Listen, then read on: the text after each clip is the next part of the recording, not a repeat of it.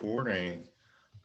Good morning, folks. I'm happy to have you. My name is Julian Goldstein, a senior at Howard University studying international affairs and community development, and have the pleasure to serve as chair of the Howard University Students for DC Statehood organization. Today, we have a phenomenal panel, a part of our Black History Month presentation here, for an event titled of the forefront of democracy. Apologies, students for DC statehood. I'm gonna just breathe a little bit, get the jitters out. Forefront of statehood, democracy reform 2021. Today, we're joined here by a list of distinguished, accomplished individuals. First off, Senator Paul Strauss, attorney at law and proud senator representing the residents of Washington, D.C., who currently advocates on behalf of district residents to the U.S. federal government and the Senate legislature.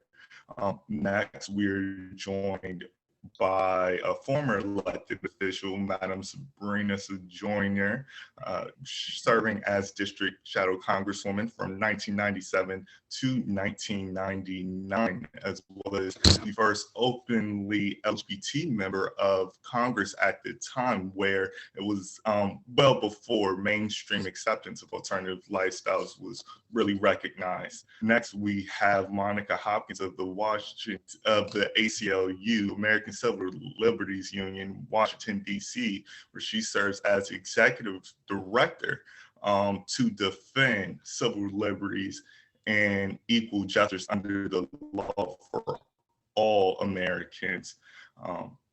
Currently, there are a few ongoing cases in litigation, both in relation to police brutality and numerous matters that we'll get into. Next, we have the chair of the political science department at Howard University, Dr. Ravi Perry. Besides being one of the youngest, if not the youngest staff faculty chair in the entire university, he also joined the department in August of 2019, had served as chair at both Virginia and Commonwealth University, who also holds a PhD from Brown University in political science. He's currently an expert in Black politics, minority representation, urban politics, American public policy, and LGBT candidates of color. We will take a brief moment of silence for the 500,000 American lives due to the terrible pandemic, and begin shortly.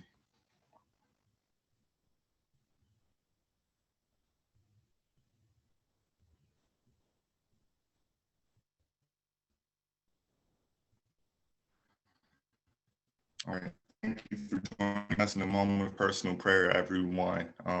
For those who are affected, my heart is with you during this tough time.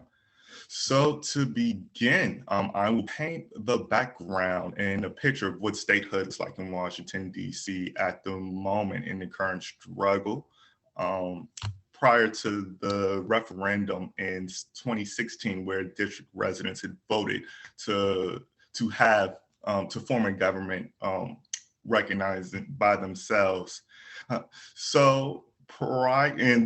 From there, then we'll go into panel discussion, followed by a 15-minute question and answer from those questions we've collected from both students and experts all around. So the Washington, D.C. statehood effort had really kicked off and began a part of the long civil rights struggle. Decades ago now, but still very relevant. At the time, during the late 1960s, civil rights leaders from across nations, most notably Dr. King and the Poor People's Campaign, had marched on Washington demanding for statehood, well, prior to statehood, home rule. At that time, district residents were not allowed to vote in federal elections, believe it or not, up until a constitutional reform allowed for Washington residents to have 3 electoral votes and in federal or for the president. Prior to then, there had been no congressional representative delegate any form of the word. And so from there on to in coasting into the 90s, as semblance of some type of local autonomy was given, prior to having a mayor, the president would appoint personally appoint 3 commissioners of Washington, which typically were not from here in the district, didn't really recognize and have those, and did not have the same user access to representation as we see in current forms. So from the 90s on into where we are now, the home then allow for a congressional delegation to represent residents here in the city. However, there would be no way for them to be seated in Congress. And this is where the term shadow representative comes from, with having to reside in the shadows of both the Senate House wells in order to lobby on behalf of their residents. So from there and out of the fiscal budget crisis of the early 90s to where federal managers were appointed to then control and decide how the district would allocate its coffers, we see a new generation of local leaders and longtime activists seeking statehood and demanding change from the federal government in the current status.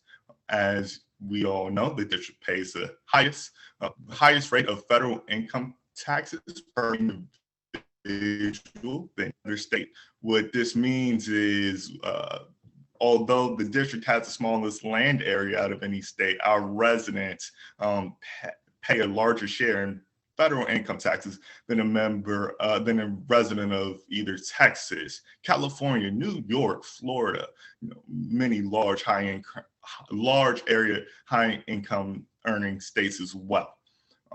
Despite that, we also have a larger population in 2 other states, being Vermont and Wyoming.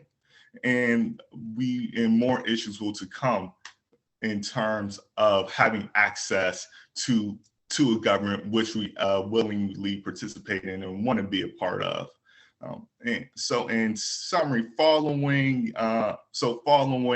the new generation and issues to emerge, there was a statehood referendum held in the 2016 election.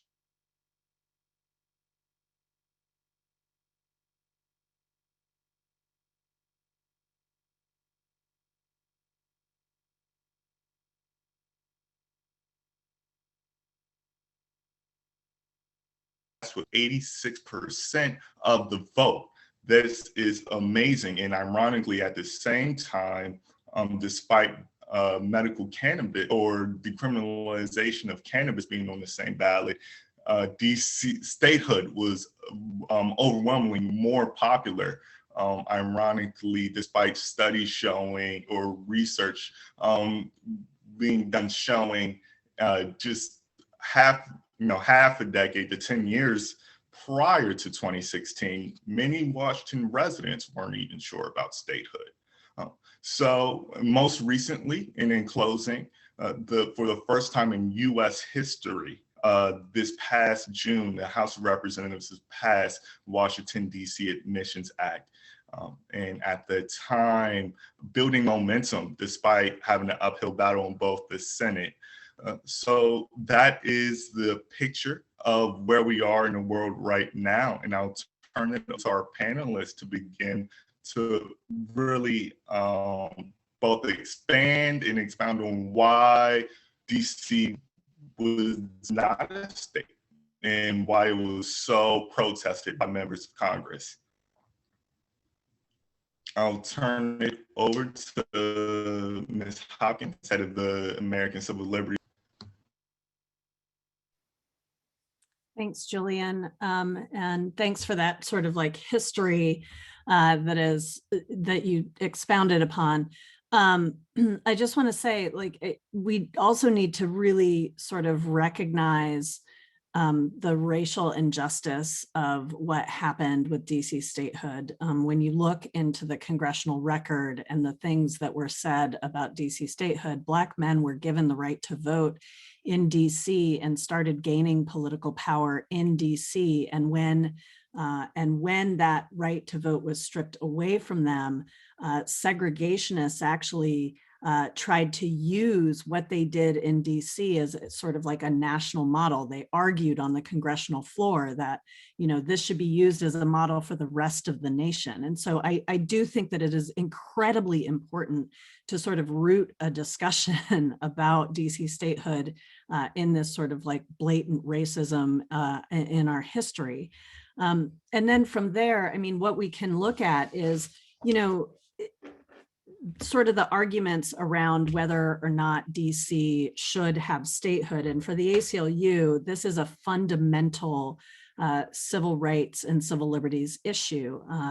For those folks who do not know, you know, Congress can, while they don't make DC laws, we do now have our own sort of representational city council here in the District of Columbia. And while they cannot make DC law, they can directly legislate in DC. So for example, they actually put on the books the Armstrong Amendment, which allowed for discrimination by institutions, specifically of LGBT persons. That was repealed just recently in 2016 or 2017, when DC in the late 1990s decided to take the death penalty off of the books. Congress actually required DC to hold a ballot initiative to see if the voters of DC wanted to put the death penalty back on the books. So it's that sort of direct legislation that Congress can actually do to DC because we are not a state. Additionally, Congress can, when we try to pass laws, those laws need to go through a congressional review process. And during that congressional review process, because our budget is tied up in the congressional budget, Congress can actually put riders on our budget. So when you think about things like marijuana and marijuana legalization, they put a rider on that budget to say that no funds should be spent on the implementation of marijuana legalization. And so it created this huge loophole.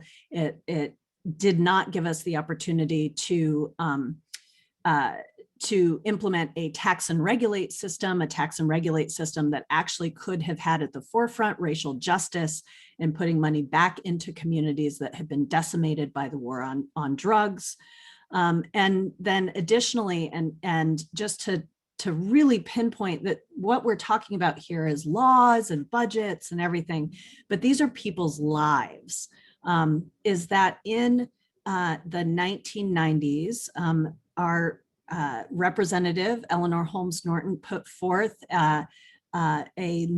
she pushed for the needle exchange program, DC pushed for a needle exchange program, and Congress put a rider on our budget saying we could not implement a needle exchange program. And that resulted in DC having some of the highest rates of HIV/AIDS in the country, a legacy that we still live with to this day. And so I think that piece of history is important. And as the ACLU, we have, submitted congressional testimony that to have DC statehood is actually constitutional. It's very constitutional. You can do it through the Admissions Act. There is, we are not setting up a state within a state. We actually carve out the enclave of DC.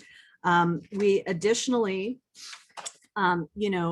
through the admissions through the district and federal enclaves clause, we separate out those federal buildings and the federal places that actually pertain to the running of the government as maintaining its federal nature. And then a lot of folks have said, well, what about the 23rd Amendment? What about these three sort of votes? That is not a constitutional question. That is a policy question. And so Congress needs to withdraw the 23rd Amendment. That is a process they could start in order to run tandem into the DC Admissions Act to allow that to happen. So that sort of, you just gave the floor to me, so I don't want to take all of it, but those are the things that rise to the top for us here.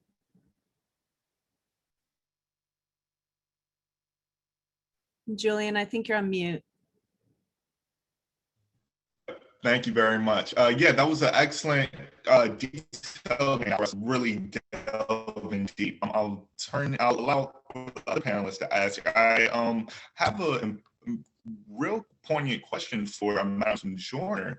When it came to having to work with the federal government and lobby on behalf of Washington residents in the 90s, really before we started to see this transformational period in the district, what was that like, especially being a woman of color and having to advocate on behalf of Chocolate City?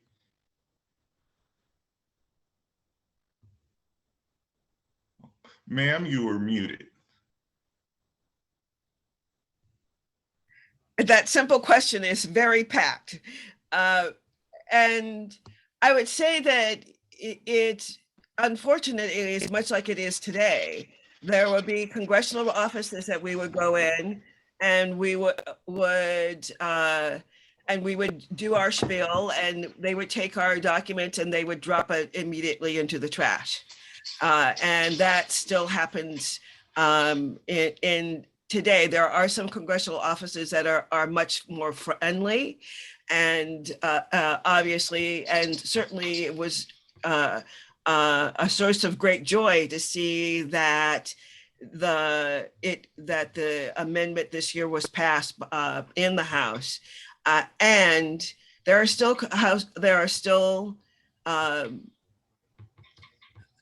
congressional offices that are very hostile to the idea of DC becoming its own state.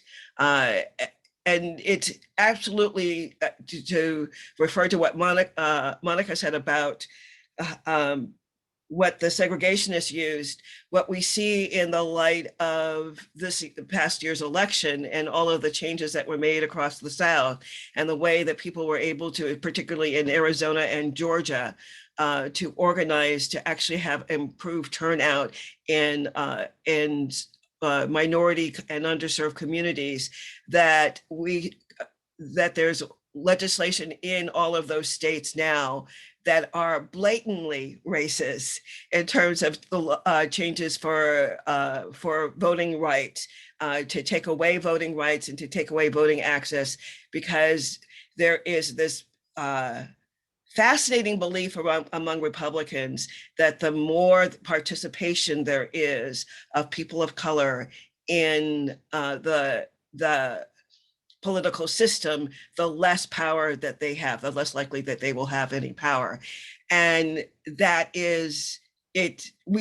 That's actually a lie, but it's a lie that is being very effectively told, and that they can have all sorts of ways of proving that it's true. And so we're still going to have problems when we get to the Senate, even with the Senate that we have now, precisely because of the ways in which there is a fear of changes in the political system, what it means for DC to have power, political power at the national level. And in actuality, what we're asking for is constitutional representation, just like everybody else. We remain the only capital of a country in which the citizens are treated as if they are not citizens.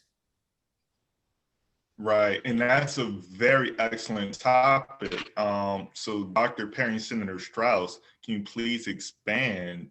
You are both really at the forefront and working on the ground, where we're really seeing this fight play out.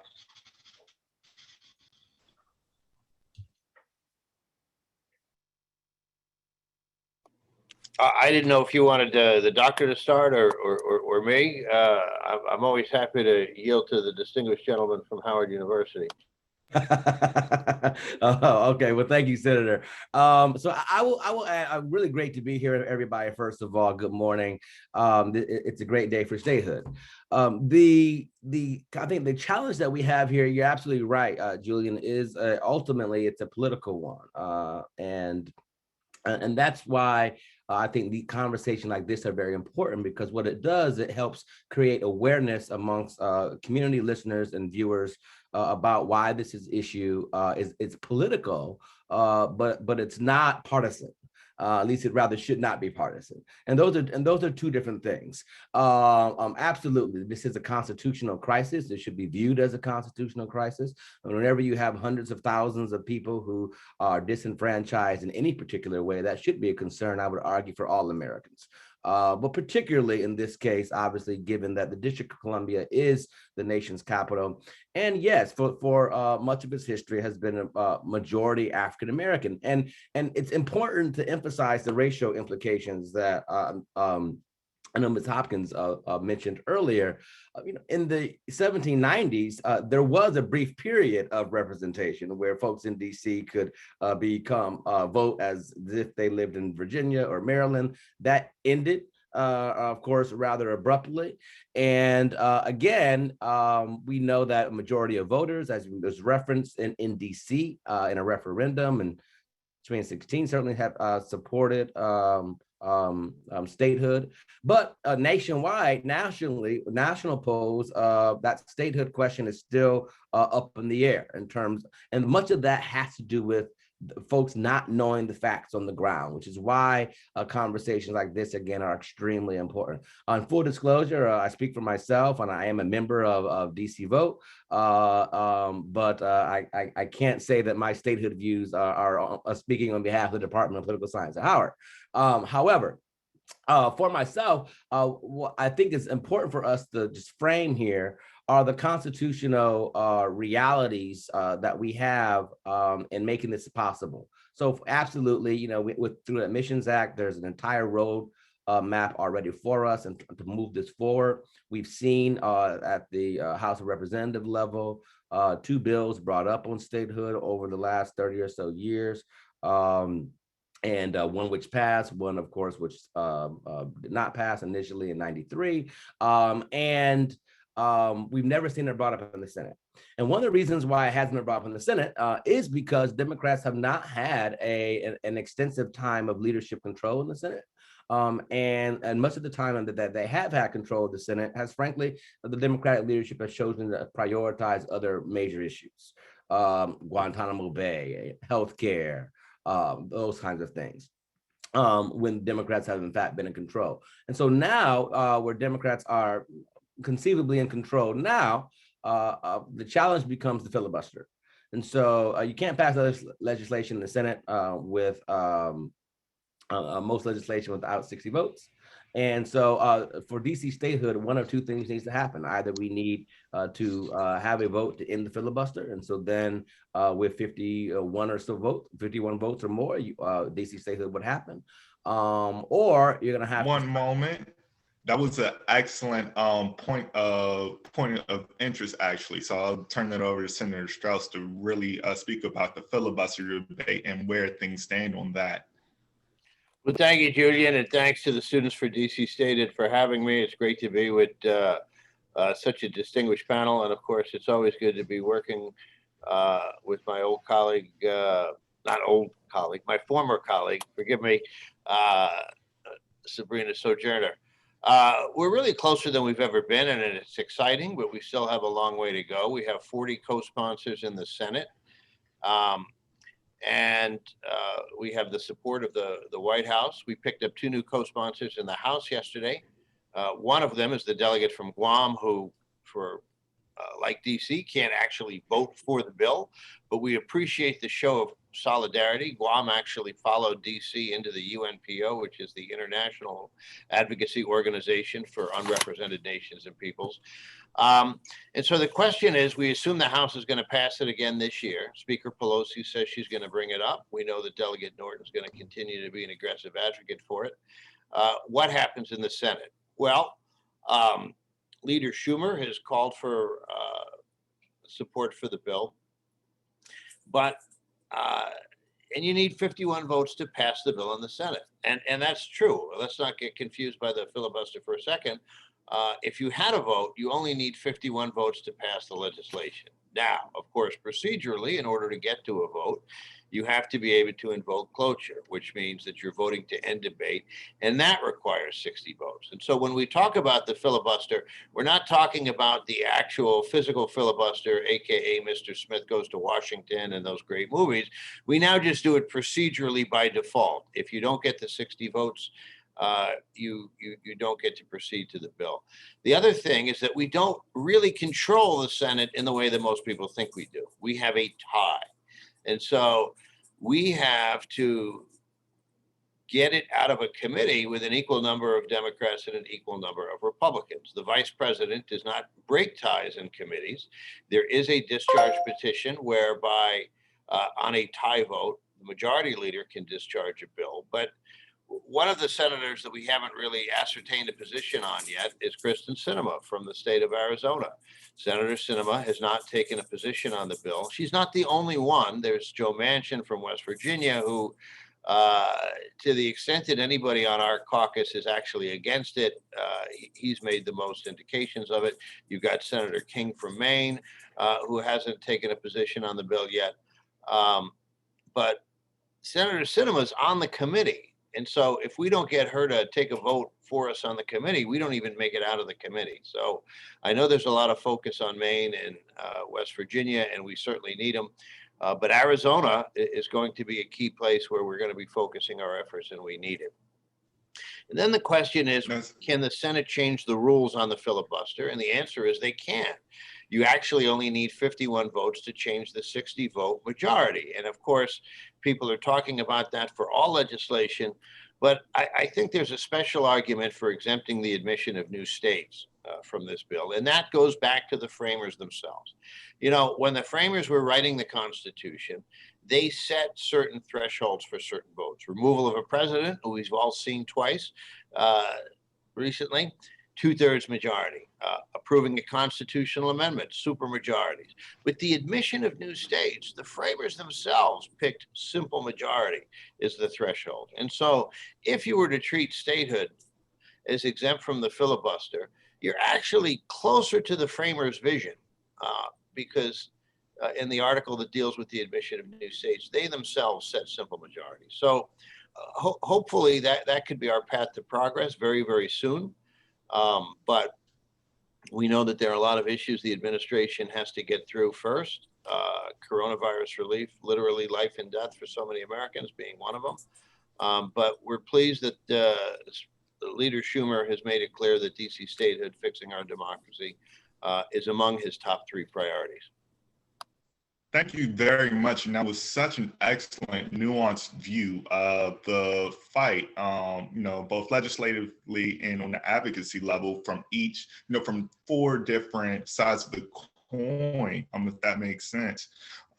Being a, you know, a young person, and especially a young person, you know, of African descent, the state, you know, as mentioned earlier, Washington, D.C. is the only, you know, national capital where on earth of any nation where residents living in the capital do not have a say in terms of how they're governed whatsoever, which puts us in a default second-class citizenship.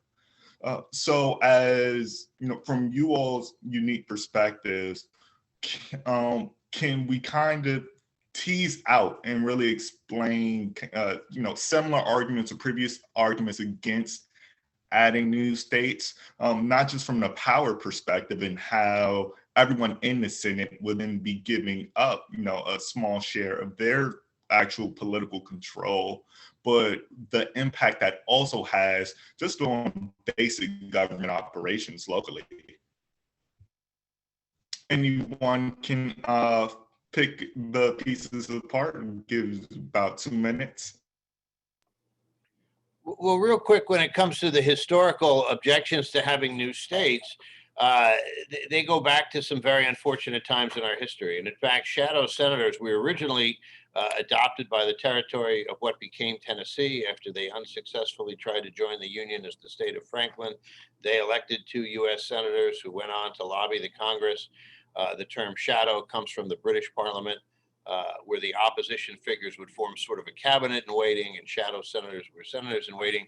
But as the slave states began to block the admission of more free states, many of these territories elected shadow senators in their bids to advance statehood. So California, Michigan, Minnesota, all free territories being blocked by slave states, elected shadow senators as ways of getting statehood. And I think really when you look at the parts of the United States now that lack congressional representation and how they all have majority non-white populations, so DC, the Virgin Islands, Guam, Puerto Rico, American Samoa, we really see that same pattern of systemic racism that was the original sin of our country's founding. And the buzzwords may have changed, the slogans may have changed, but the old arguments haven't changed. You have basically this block of folks, of states in the same southern geographical former Confederacy area that continue to be the leaders in obstructing the admission of these new states. Madam Hopkins, your thoughts? You know, I'm not sure. Senator Strauss has done such a great job here. I'm not sure I have, anything to add. I do think, for folks who are residents of DC, the admission of DC as a state isn't just this sort of like light switch thing you flip on. If we get through the Senate, all of a sudden you're like, oh, okay, we're a state, right? There is a process. And I do want to say, there are certain things where people have questions because there are systems in place that we sort of do have tangled up in the federal government. So we have a bifurcated criminal justice system where the US attorney is actually prosecutes, felonies in the District of Columbia, that we do not have a prison system. Folks are sent out to the Bureau of Prisons. So what does that mean for us as a state, and how do we take those pieces back? And so I do just want to put on the table here, yes, there is the path. There is the why. This is a fundamental civil liberties and civil rights issue. One of the core of being sort of an American state and part of the American fabric. But then there's also the how, which is implementation after we become a state. And so looking at all of those pieces. So it's not just we win statehood and then people can go, oh, great, we're a state. So this is a multi-piece sort of plan of staying engaged and through implementation as we become a state. The largest hurdle, of course, is the Senate, as we have illuminated, but it seems more real now than it ever has before. Exactly. Yes, to pass it on, or just to emphasize the fact that statehood's intersectionality of so many issues for populations here in the district. From a community standpoint, Madam Sojouner and Dr. Perry, what are y'all's views and how to both move about in this space and then function tactfully to have, just simple access to government needs? I think that one of the things that often gets missed in the history is the relationship to, in other words, when DC lost its status in terms of having representation, was also the point at which the filibuster came into being in the Senate. It was not there before. It was part of a series of agreements that were created so that as there became more free states coming in to the Senate, or into being admitted, that the South could continue, and slaveholding states could continue to have a stranglehold on the government. And that stranglehold continued after the Civil War, so that they're as a way of really keeping down civil rights legislation. So it's there. All of those things are inextricably bound together. So, and that's an important piece that needs to be considered as we're moving through that, as we're moving towards statehood, because eventually it has to happen. Constitutional representation must be granted to the people who live in the District of Columbia. There is really no excuse for it anywhere in the world, especially in this country. So it is going to happen. And we have to recognize how race has indelibly linked that our position to what is happening in our country in other ways. And so if we need to talk about DC rights, and we also need to talk about the larger issue of voting rights, because they're linked. We need to talk about the rules of the Senate and how the rules of the Senate reinforce biases that are a part of the, as someone else said, I think Dr. Perry said it, part of the original sin of this country, both in terms of first Indigenous people, and then in terms of Black people. So we need those, all of those things are linked. So the struggle that we are talking about, it's much more, it's not abstract, it's very foundational to transforming the United States of America, not just a transformation for the District of Columbia. Yeah. Excellent. Well said, Dr. Perry. Yeah, I would just add that I think that's what's really, I think, the piece for the community to help that we all can do a better job of, is educating the public about how this stuff works. I mean, the reality is, I'm a college educator. Most people will not go to college. And so the challenge is, right, then how do you educate people who are voters, who deserve constitutional representation, about the rights that we have made sure through public education that they, in fact, never learn about? And so, because we've cut out civics, we've cut out ethnic studies, we've cut out Black studies, we've never learned queer and LGBT and women's studies in K through 12. And so, and that includes, by the way, here in the District of Columbia, we have not made it a requirement that young people learn the power that they have in the Constitution to maximize their own interests. And those young people are the next generation's hope, so that we can prevent these issues and these constitutional crises going forward. But for right now, we've got hundreds of thousands of folks who will never step foot in a college classroom, who need to learn that college classroom, quote unquote, material, so that they can know the power that they have themselves.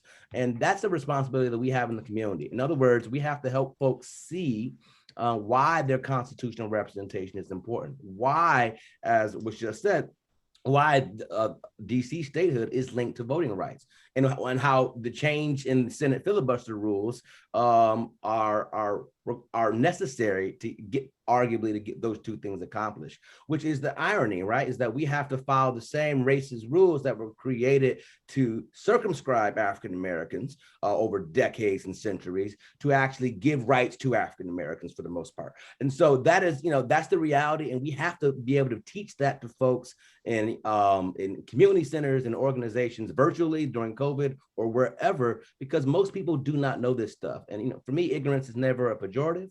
But people are ignorant about their own rights, and we have made sure that they stay ignorant. And there's this particular party that wants to ensure that ignorance remains as well. And so the rest of us have to be particularly engaged in ensuring that folks know their power. We know this information here on this call.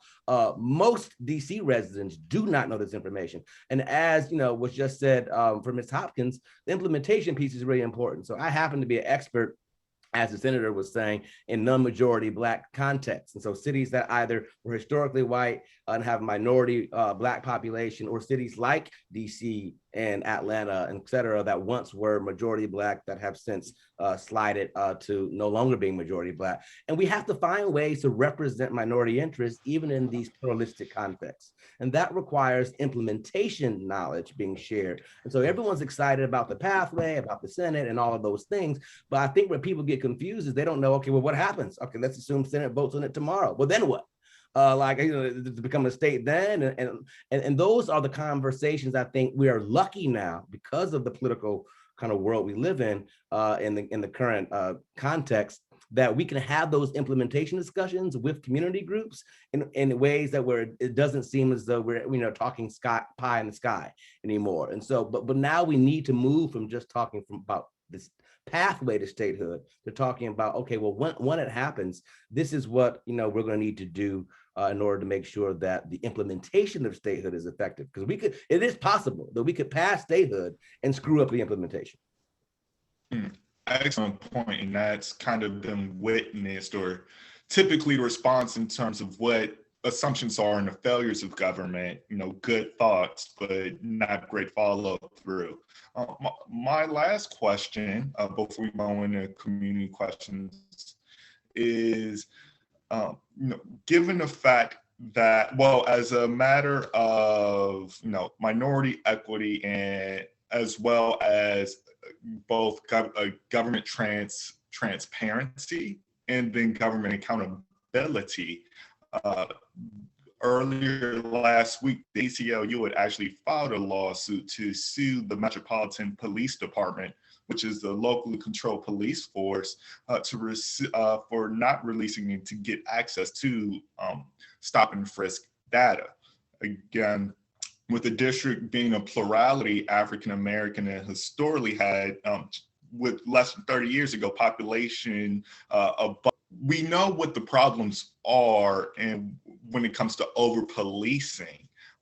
At the same time, I'll start with Madam Hopkins to kind of explain why this matters, and then given the fact that the federal government does control the legislation in essence that's passed by the district council, why should this matter to both young folks and natives here in the district? And why can't we get to government in terms of feeling that understanding? Well, and I want to make a clarification, a distinction here, that the law that was on the books under the NEAR Act, the Neighborhood Engagement Achieves Results Act, was a DC law. The DC laws, so right now we sort of operate exactly like a state government. Our city council passes laws, and instead of those laws going to the governor for their signature, it has this quirk where it goes to Congress, and then Congress can either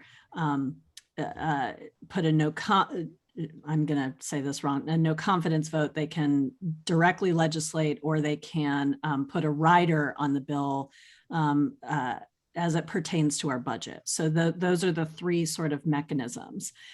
This law actually went through the congressional review process, which means it became part of DC's law in 2016. And part of this omnibus bill that we keep sort of harping on is this data collection piece of the NEAR Act, which requires the Metropolitan Police Department to collect all of these pieces of data.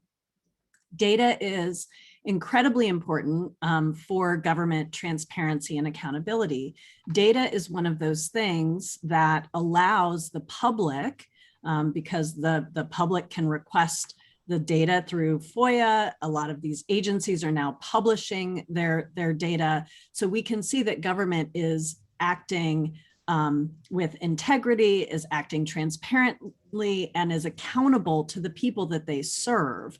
And particularly when it comes to policing and everything that we know, this is incredibly important, not only externally, for community trust and engagement, but also internally. Why wouldn't the police want to know how they are policing, what is going on, how they need to change their practices internally? And instead of collecting this data and analyzing this data and making this data public under the law, you had a law enforcement agency who failed to collect the data for 3 years, failed to release that data to the public.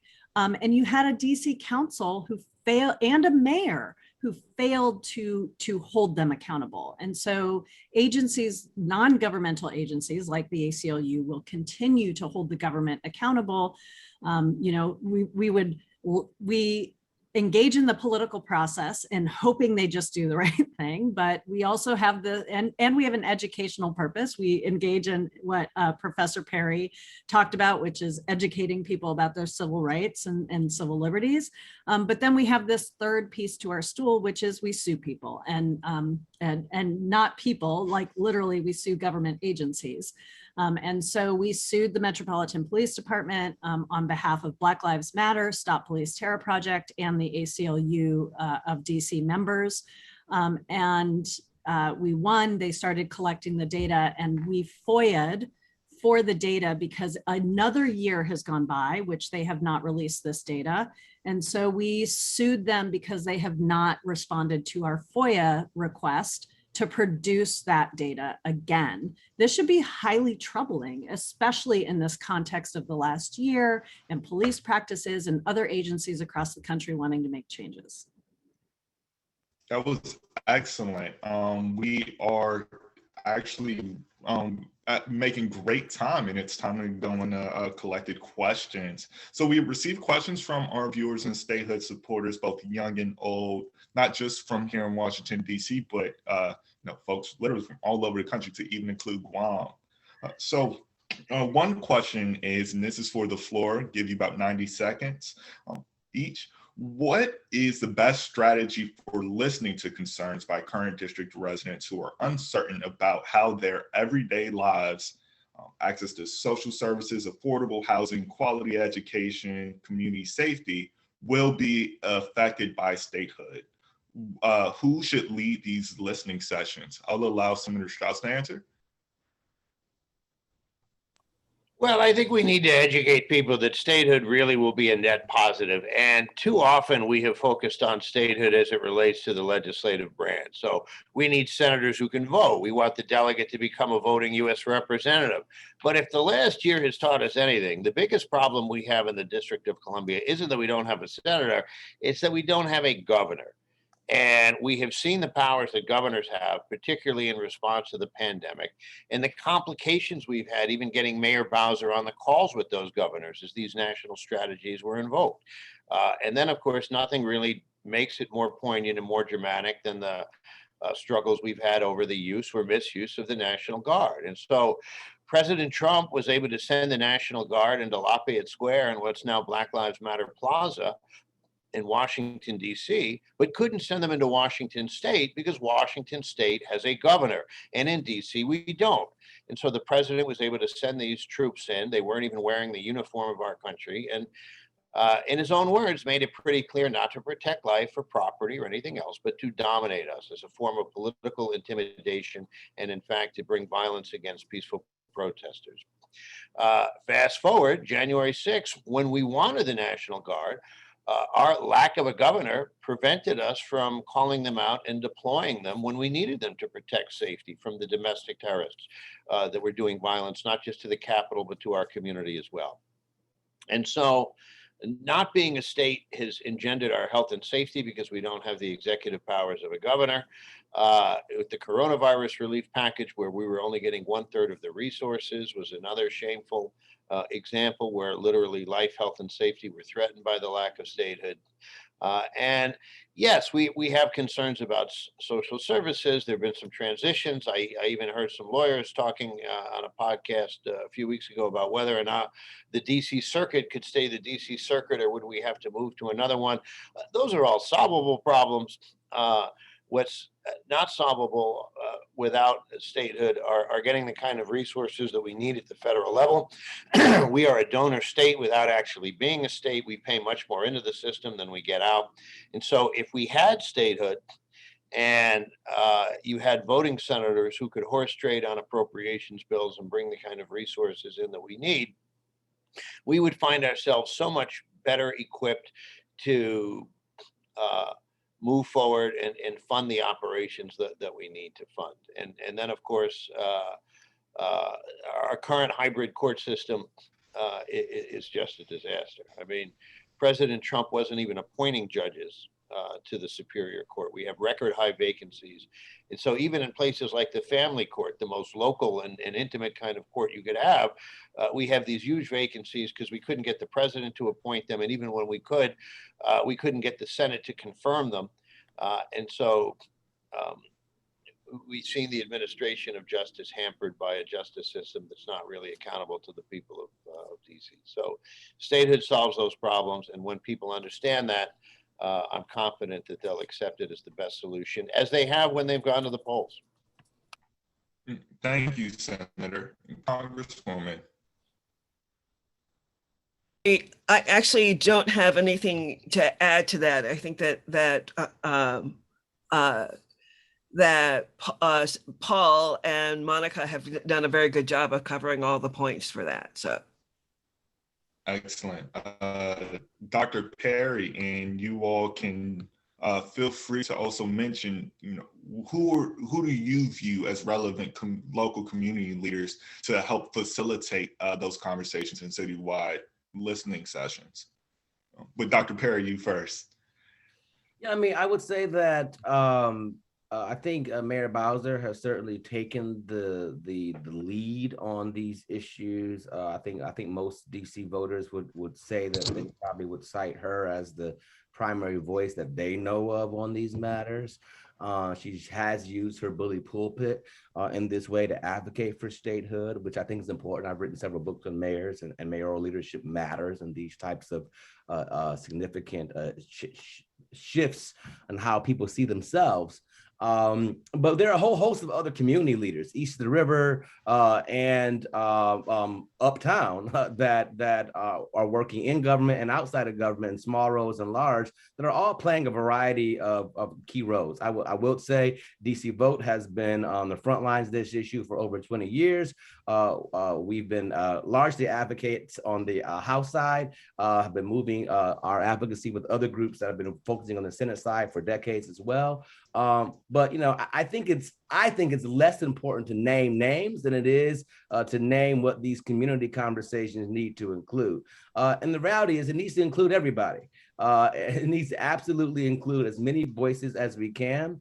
And those voices have to be more than native Washingtonians, have to be folks that moved here recently. And I will say something that's a bit, perhaps concerning for some people. But again, as someone who's an expert on cities with pluralistic histories, the horrors, and I want to emphasize the horrors of gentrification in DC that has resulted in a 46% Black population in a district that used to have over 70.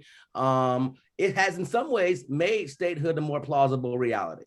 The fact is that for some political players, the fact that there are more than just Black folks standing on the side of the mayor are advocating for these issues absolutely makes statehood that much more palatable. And so the folks in the communities that are having this discussion need to reflect the new descriptive diversity that is Washington, D.C., that I guess will soon become the state of Washington Douglas Commonwealth.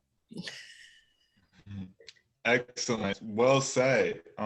As a matter of economic justice, how do you all see the district residents being benefited by becoming a new state?